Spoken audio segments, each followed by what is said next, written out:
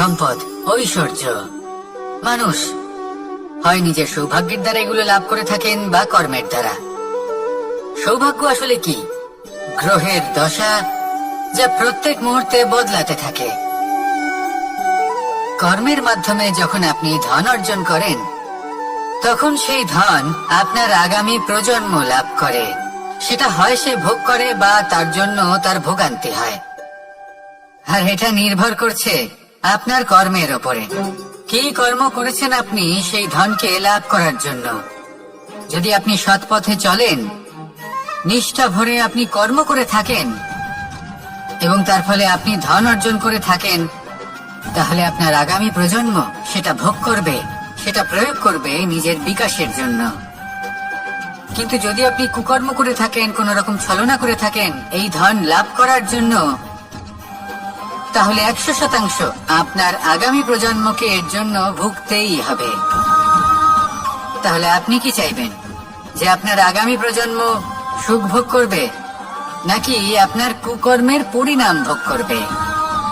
নির্বাচন আপনারই। আসুন আমার সাথে ভালোবেসে বলুন, রাধা রাধা। লোভ আপনার অন্তরের আরো একটা শত্রু। দেখতে গেলে এটা একটা শব্দ, একটা সংস্কৃত শব্দ। লব ধাতু থেকে উৎপন্ন হয়েছে। এর অর্থ কিছু লাভ করা। কিছু লাভ করা অনুচিত নয়, আরো কিছু লাভ করাও অনুচিত নয়, কিন্তু সব থেকে বেশি আমি লাভ করব। আমি আরো চাই, আরো বেশি চাই, আরো বেশি পেতে চাই। এটাই হলো লোভ। আর এই লোভ যখন গ্রাস করে, তখন আপনি যা পেতে চান, সে ধনই হোক বা মানই হোক, তা অর্জন করার জন্য মানুষ যে কোনো স্তরে পৌঁছে যেতে পারে। যদি মানুষ ধন অর্জন করতে চান, তাহলে তার জন্য তারা অধর্মের পথেও চলতে পারে। যদি সম্মান অর্জন করতে চান, তাহলে অন্য মানুষকে ছোটও করতে পারেন। শেষ পর্যন্ত আপনার এটা মনে হতে পারে যে যদি একটু অল্পই প্রাপ্ত করতাম, কিন্তু ভালোবেসে প্রাপ্ত করতাম, এই জীবন আরো অনেক বেশি সুখী হতো। লোভ আপনার জীবনে, আপনার মনে কখন যে প্রবেশ করবে সেটা আপনি জানতেও পারবেন না। তাই এটা চিনতে শিখুন আর তৎক্ষণাৎ জীবন থেকে বাইরে ফেলে দিন। যা কিছু লাভ করতে চান তা ভালোবেসে লাভ করুন, আর সেই ভালোবাসার সাথেই বলুন, রাধা রাধা। জীবনে ক্ষমা চাওয়া তাও কিছুটা সহজ, ক্ষমা করতে পারা অত্যন্ত কঠিন। ক্ষমা 2 অক্ষরের এই শব্দ হতে পারে, কিন্তু অত্যন্ত বড় এই শব্দ, অত্যন্ত গুরুত্বপূর্ণ এই শব্দ। কখনো কখনো অন্য কাউকে ক্ষমা করে দেওয়া তাও কিছুটা সহজ কাজ, কিন্তু নিজেকে ক্ষমা করতে পারা অত্যন্ত কঠিন হয়ে দাঁড়ায়। অতীতে যদি আমাদের এমন কোনো ভুল হয় যে কারণে আমরা নিজেকে ক্ষমা করতে পারি না, অনেক সময় এমন কিছু ভুল করে বসি যে বিষয় শুধু আমরাই জানি, কিন্তু আমরা নিজেকে ক্ষমাই করতে পারি না। আর আমাদের বিকাশ সেখানে স্তব্ধ হয়ে যায়। কারণ যদি আপনি ক্ষমা করতে না শেখেন, নিজেকে ক্ষমা যদি না করতে পারেন, তাহলে তা আপনার জীবনের সব থেকে বড় বাধা হয়ে দাঁড়াবে। সেই জন্য জীবনে অবশ্যই শিখুন যে কিভাবে নিজেকে ক্ষমা করতে হয়, আর শিখুন যে আগের করা ভুল আবার কি করে না করা যেতে পারে। এই মন হালকা হবে আর প্রসন্ন হয়ে বলবে, রাধা রাধা। এই সংসারে যখনই কোনো সমস্যা আসে, তখন আমরা আমাদের সব থেকে বড় সম্বলের কাছে আশ্রয় খুঁজি, তা হলো আমাদের বিশ্বাস। এবার প্রশ্ন হলো এটাই যে এই বিশ্বাস কার উপর করা যেতে পারে? পরিবারের উপর, বন্ধুর উপর, নাকি তাদের উপর বিশ্বাস করা উচিত যাদেরকে আমরা কখনো সঙ্গ দিয়েছি? দেখুন, এই সংসারে বিপদের সম্মুখীন হলে কে আপনাকে সাহায্য করবে সেটা নির্বাচন করা আপনার হাতে নেই। সেটা সেই সকল ব্যক্তির উপর নির্ভরশীল যে তারা আপনাকে সাহায্য করবে নাকি করবে না। অর্থাৎ যখনই কোনো বিপদ আসে, সর্বপ্রথম তার সম্মুখীন আমাদের নিজেকেই হতে হয়, আর তার জন্য প্রস্তুত থাকা প্রয়োজনীয়। সেই শক্তি, সেই সাহস অর্জন করা প্রয়োজনীয়। দেখুন, যখনই অন্ধকার আসে, তখন সবার আগে কে আপনাকে ত্যাগ করে চলে যায়? আপনার নিজেরই ছায়া। এই অন্ধকারের সম্মুখীন হতে হয় অন্তরের প্রদীপের দ্বারা, অন্তরের আত্মা দ্বারা। তবেই আপনি অন্ধকারের উপর জয়লাভ করতে পারবেন। সেই জন্য যে বিপদই আসুক না কেন, নিজেকে তার জন্য প্রস্তুত রাখা উচিত। সেই সাহস নিয়ে আসুন। এমন কোনো বিপদ নেই যা আপনাকে ভেঙে দিতে পারে। আসুন আমার সাথে ভালোবেসে বলুন, রাধা রাধা। মানুষ সবসময় চায় যে তার জীবনে যেন কখনো কোনো সমস্যাই না আসে। সে চায় তার জীবন যেন শুধুমাত্র শান্তি এবং সুখের দ্বারা পূর্ণ থাকে। কিন্তু এই চাহিদা অনুচিত কিছু নয়। আমরা সবাই এটাই চাই যে জীবনে সুখ থাক, শান্তি থাক। কিন্তু এই কথা সবসময় মনে রাখবেন, যে সূর্য উদিত হন সংসারকে প্রকাশমান করেন, দুপুর বেলায় সংসারকে রৌদ্র প্রদান করেন, সন্ধেবেলায় তাকেও অস্ত যেতে হয়। এবার আমাদের জীবন চক্র কিছুটা এরকমই। কোনো কিছুই চিরকাল একরকম থাকে না। কখনো এই নদীকে দেখুন, যা বয়ে চলেছে। এই নদী যা বয়ে চলেছে তার পথেও অনেক বিপদ আসে। বড় বড় পাথরের সম্মুখীন হয়ে তাকেও সামনে এগিয়ে যেতে হয়। একটি পুকুর যা চারদিক থেকে ঘেরা, তার জীবনে কিন্তু কোনো সমস্যা নেই। কিন্তু এই সংসারে পুকুরের পুজো করা হয় না, পুজো করা হয় নদীকে। মনে রাখবেন, সমস্যার ঊর্ধ্বে তিনি উঠতে পারেন যিনি সমাধি লাভ করেছেন, যিনি এই সংসারেই নেই। যিনি এই সংসারে আছেন এবং জীবিত আছেন, তার জীবনের সমস্যা হলো শ্বাসবায়ুর মতোই গুরুত্বপূর্ণ। আসুন আমার সাথে ভালোবেসে বলুন, রাধা রাধা। আজ আমি আপনাকে একটা ছোট্ট কাহিনী শোনাবো। একবার আমি, রাধা আর দাদা, আমরা তিনজনে মিলে লুকিয়ে একটা উপবনে গেলাম আম পেড়ে খেতে। অনেক পরিশ্রম করে আমরা ওখানে পৌঁছলাম আর আমরা আশ্চর্যচকিত হয়ে গেলাম এটা দেখে যে এবার তো আম পাকেইনি। এবার দাদা কি করলেন, একটা আম পাড়লেন আর সেটা চাখলেন, আর উনি নিরাশ হয়ে পড়লেন। উনি বললেন যে এটা তো খুবই টক। তারপর রাধা একটা আম পাড়লো আর সেটা চেখে দেখলো, আর রাধা উৎসাহিত হয়ে পড়ল। আমি রাধাকে জিজ্ঞেস করলাম, কি হয়েছে, তুমি এত উৎসাহিত কেন? তখন রাধা বলল যে এবার এত বেশি টক আম হয়েছে যে এগুলো দিয়ে আমরা আচার বানাবো। তাহলে দাদা ওখান থেকে বেরিয়ে গেলেন নিরাশ হয়ে এবং খালি হাতে। রাধা ওখান থেকে বেরিয়ে গেল কিন্তু উৎসাহিত হয়ে, আর অনেকগুলো কাঁচা আম সাথে নিয়ে। এর থেকে আমরা কি শিক্ষা পেতে পারি? যে প্রত্যেকটা স্থানে এমন কিছু রয়েছে যেখান থেকে আমরা কিছু একটা শিক্ষা লাভ করতে পারি, যা আমাদেরকে বিকাশের পথে নিয়ে যেতে পারে। এই শিক্ষা প্রত্যেক স্থানে আছে। সবকিছু আমাদের দৃষ্টিভঙ্গির উপর নির্ভর করছে।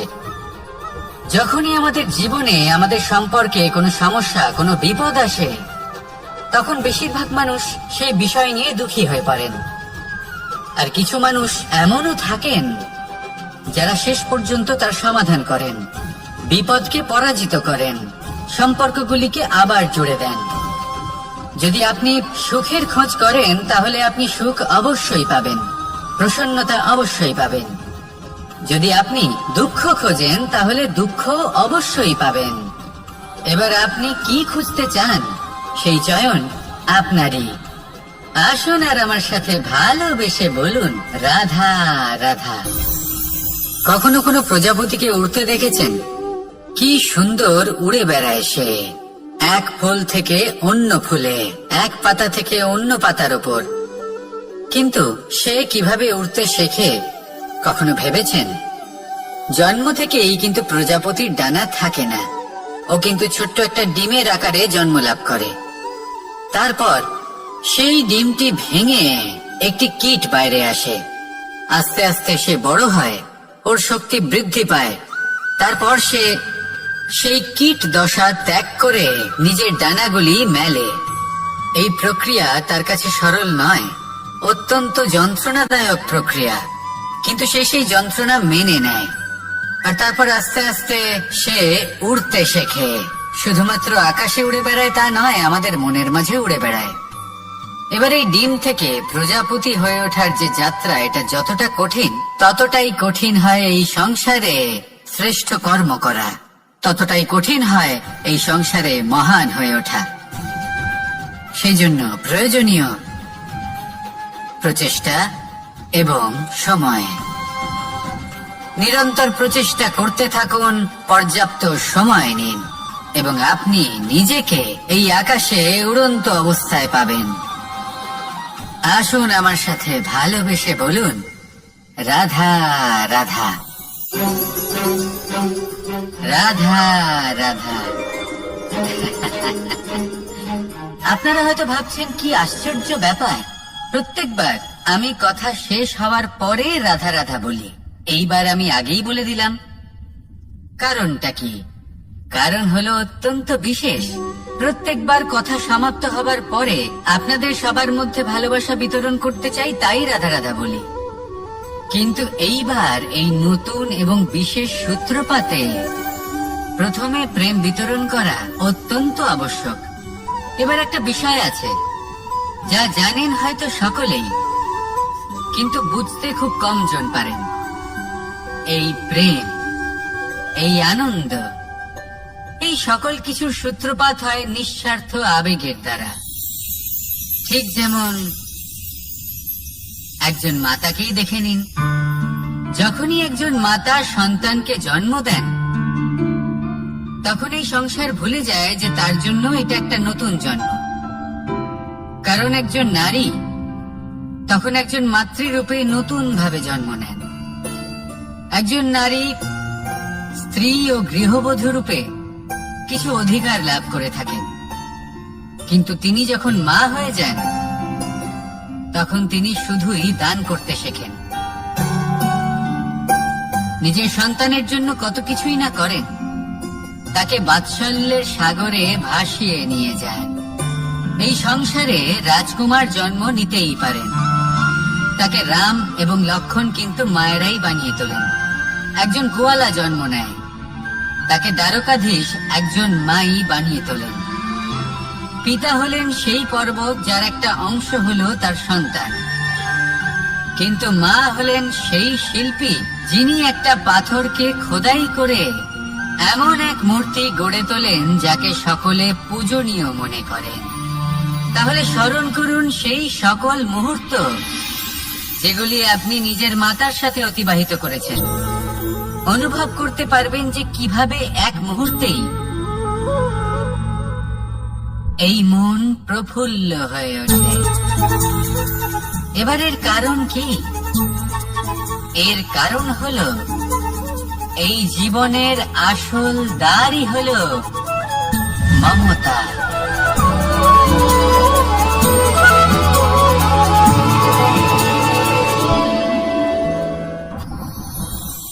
যত শক্তিশালী এই মন, তত শক্তিশালী এই শরীরও। এই যে আমাদের শরীর, এটা আসলে কি? এ হলো একটা রথের মতো। আর একটা রথ ততক্ষণ চলতে পারবে না যতক্ষণ না তাকে কোনো সারথি চালাবে। এই মন হলো শরীরের সারথি। এবার ভাবুন, যদি এই সারথি শক্তিহীন হয়, দুর্বল হয়, তাহলে এই রথের কি হবে? এটা উচিত পথে চলতে পারবে না, উচিত গতিতে চলতে পারবে না, মন মতো স্থানে এটা পৌঁছতেও পারবে না। সেই জন্য মনের শক্তি অত্যন্ত প্রয়োজনীয়। এবার মনের শক্তি আমরা কোথা থেকে লাভ করি? দৃঢ়তার শক্তি থেকে। এবার এই শক্তি আমরা কিভাবে বাড়াতে পারি? আমরা প্রতিদিন কিছু নতুন স্থির করি, কিছু ছোট কিছু বড়। আর যেই আমরা নতুন কিছু পূর্ণ করি, আমাদের মনের শক্তি বেড়ে যায়। আর যদি পূর্ণ না করতে পারি, মনের শক্তি কমে যায়। একটা দেওয়ালের মতো ছোট ছোট ছোট ছোট শিলা আমরা একটার পর একটা স্থাপন করে একটা দেওয়াল তৈরি করি।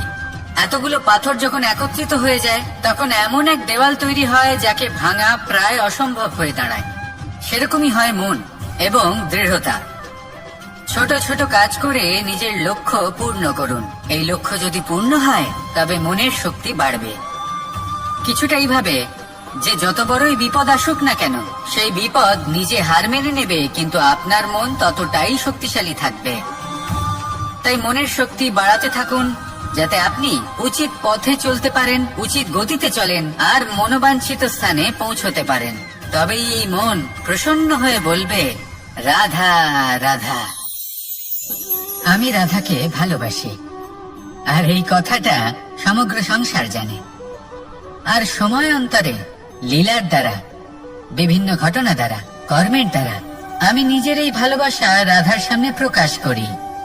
এবার আপনি বলবেন এসবের কি প্রয়োজন? রাধা কি এই কথা জানে না যে কৃষ্ণ তাকে কতটা ভালোবাসে? অবশ্যই জানে, কিন্তু এই যে ভালোবাসা, তা মনে রেখে দেওয়ার জন্য নয়, তা প্রকাশ করার জন্য। আর বারংবার এই ভালোবাসাকে প্রকাশ করা উচিত, উচিত সময় এবং উচিত সুযোগ দেখে। কিরকম? এবার যদি আপনি প্রেমের সাথে কোনো উৎসবে থাকেন, তাহলে তার সাথে নৃত্য সঙ্গীত করুন। যদি ভিড়ের মাঝে থাকেন, তখন প্রেমিকে সম্মান করুন, একান্তে প্রসাধন করুন। দুঃখের সময় তার হাত ধরে থাকুন, সুখের সময় আলিঙ্গন করে রাখুন। এই প্রেম যত প্রকাশ করবেন, ততই এই প্রেমের বৃদ্ধি হবে। এই প্রেম আরো বেশি গভীর হবে, অটুট হবে। তাই এই প্রেমকে মনে নয়, আপনার জীবনে স্থান দিন। মন খুলে প্রকাশ করুন আর আমার সাথে ভালোবেসে বলুন, রাধা রাধা। মুঠো হাতের শক্তি বেশি, মুঠো খুললেই তা দুর্বল। তা এমন কি থাকা উচিত এই বন্ধ মুঠোয় যা লাখের সমান? মানসিকতা এবং স্বপ্ন। মানুষ জন্মগ্রহণ করে, তার মানসিকতা সময়ের সাথে উন্নত হয়। মানসিকতা অনুযায়ী সে স্বপ্ন দেখে, আর সেই স্বপ্ন সার্থক করতে সে পরিশ্রম করতে থাকে। কিন্তু খুব গুরুত্বপূর্ণ একটা কথা আছে যা আপনার মনে রাখা উচিত।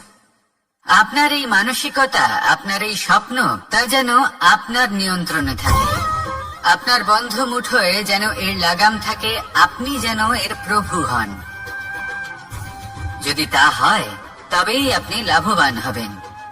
যদি এরা আপনাকে নিয়ন্ত্রণ করতে থাকে, যদি আপনার মুঠো খুলে যায়, না পথ আপনার নিয়ন্ত্রণে থাকবে, না মানসিকতা থাকবে, না স্বপ্ন নিয়ন্ত্রণে থাকবে।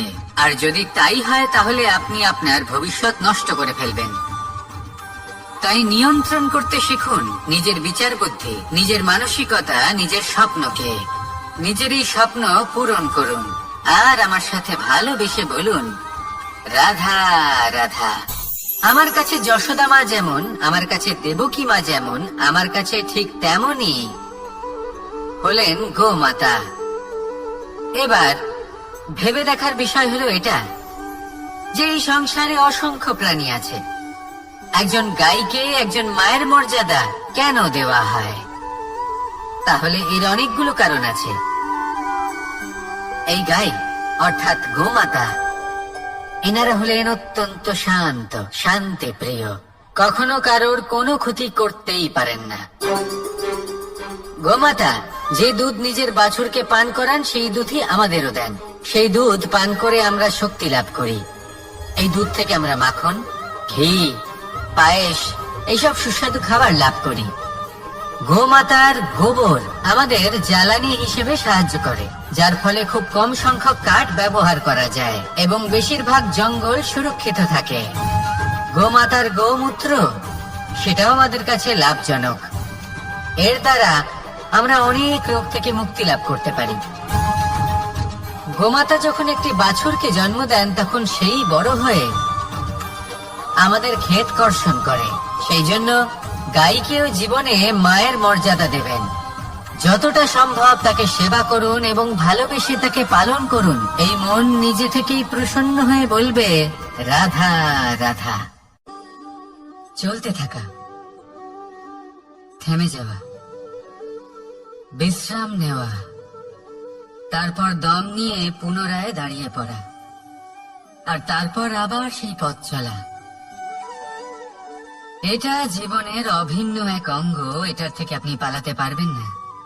কিন্তু এই অঙ্গকে আপনি নিজের জীবনে কিভাবে প্রয়োগ করবেন, কিভাবে তাকে কাজে লাগাবেন, সেই সিদ্ধান্ত আপনাকে নিতে হবে। যারা হেরে যান তারাও জীবনে থমকে যান, আবার যারা জেতেন তারাও দাঁড়িয়ে পড়েন। যারা হেরে যান তারা হাঁপিয়ে দাঁড়িয়ে পড়েন, যারা জিতে যান তারা দাঁড়িয়ে পড়েন সেই সর্বোচ্চ স্তরে পৌঁছে গিয়ে। এবার দাঁড়াতে তো আপনাকে হবেই, তা হতেই হবে।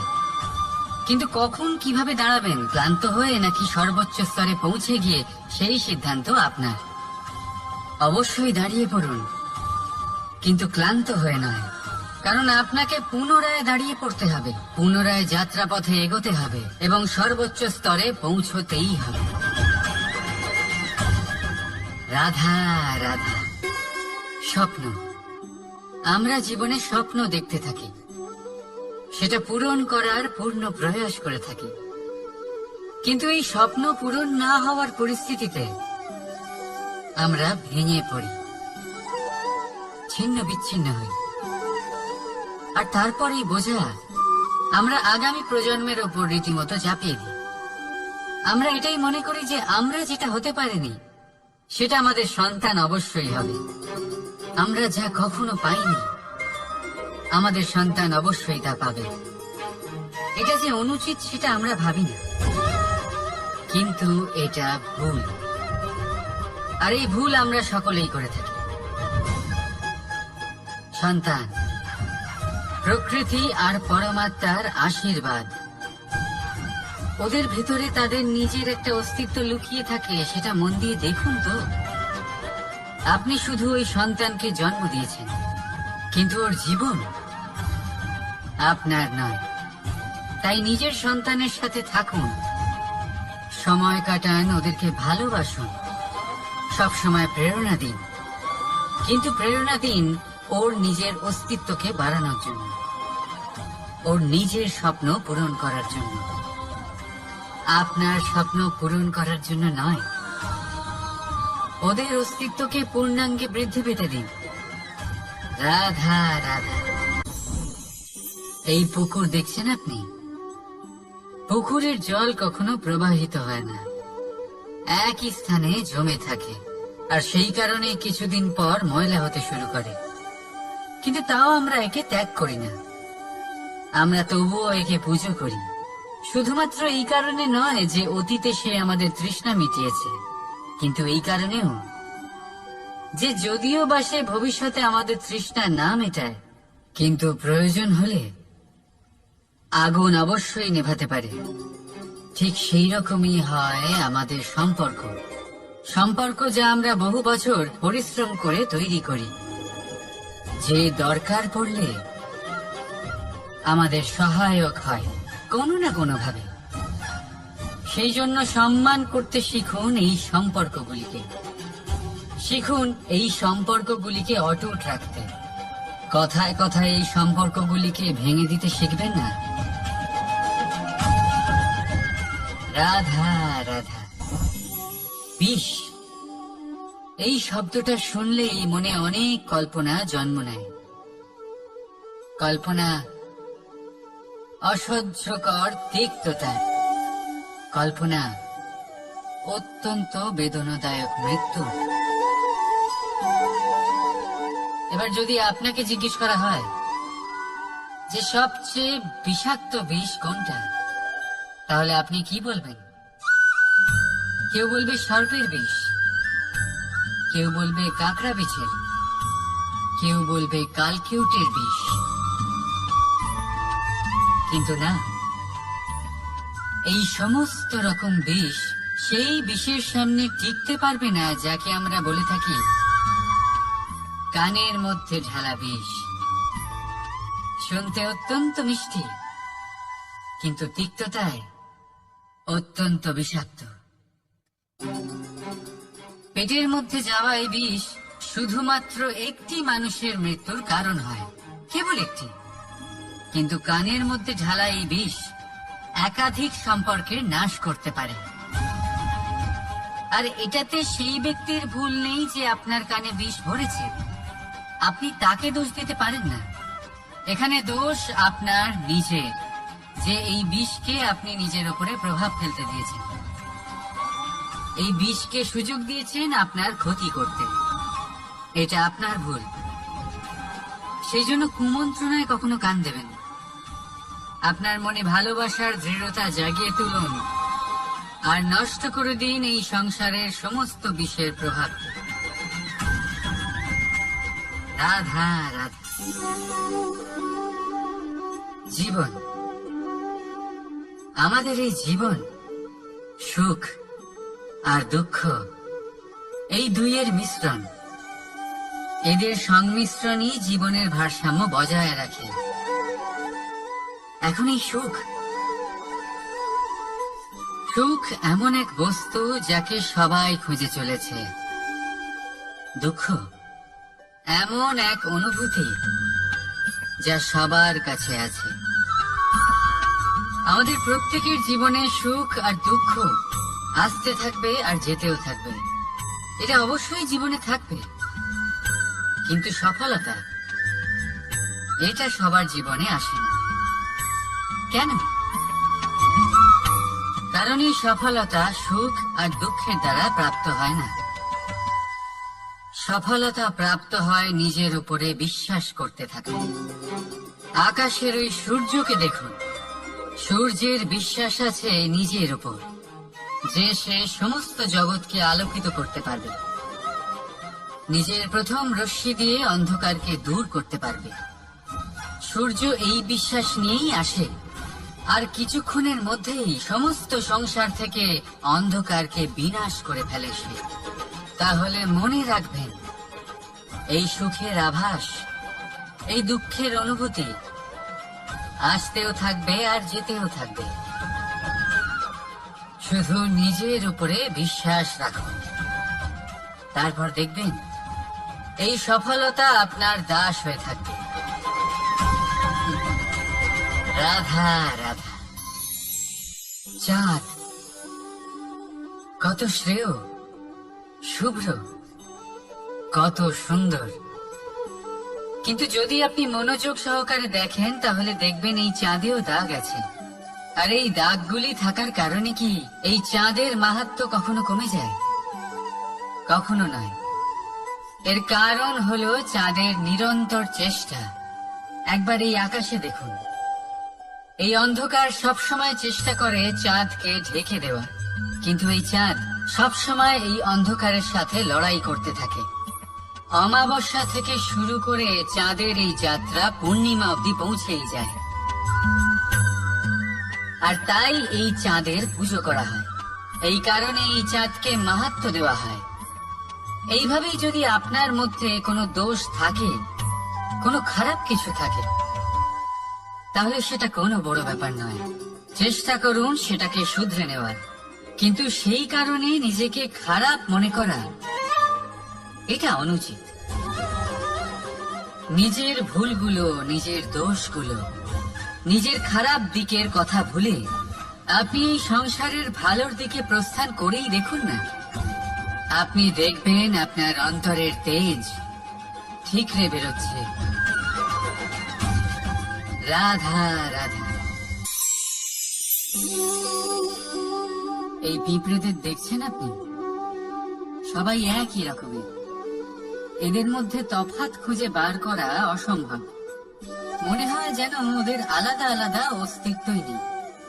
কিন্তু যদি আপনি মন দিয়ে দেখেন তাহলে দেখবেন প্রতিটা পিঁপড়ের আলাদা কাজ নির্ধারিত, তাদের আলাদা অস্তিত্ব আছে। কেউ বাড়ি বানানোর জন্য মাটি সংগ্রহ করতে পটু, কেউ ঢিপি বানাতে পটু, কেউ খাবার খোঁজায় পটু, আবার কেউ সেই খাবার আনায় পটু। ঠিক সেরকমই হয় মানুষেরা। মনে হতেই পারে সবাই একই রকম, কিন্তু প্রতিটা মানুষের ব্যক্তিত্ব, প্রতিটা মানুষের অস্তিত্ব ভিন্ন হয়। আর সত্যি কথা বলতে কি, প্রতিটা মানুষের ভিন্নতাই আমাদের প্রগতির দিকে নিয়ে যায়। ভাবুন, যদি আপনাকে কারোর সাথে হাত মিলিয়ে চলতে হয়, তাহলে আপনাকে আপনার সোজা হাত তার উল্টো হাতে ধরে এগোতে হবে। এটাই সৃষ্টিকর্তার সৃষ্টির নিয়ম। ভিন্নতা, এই ভিন্নতাকে আশীর্বাদ ভেবে চলুন, এতে কোনো খারাপ নেই। রাধা রাধা।